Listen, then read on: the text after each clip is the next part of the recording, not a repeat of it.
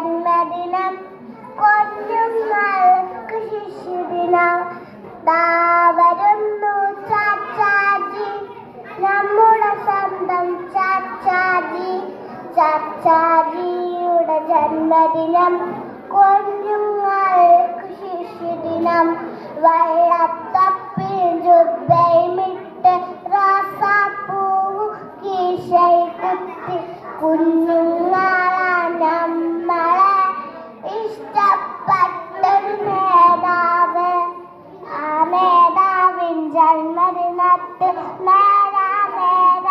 ആശംസ അഭിമാനിക്കാം, ആഘോഷിക്കാം. ആ നേതാവിൻ ജന്മദിനം കുഞ്ഞു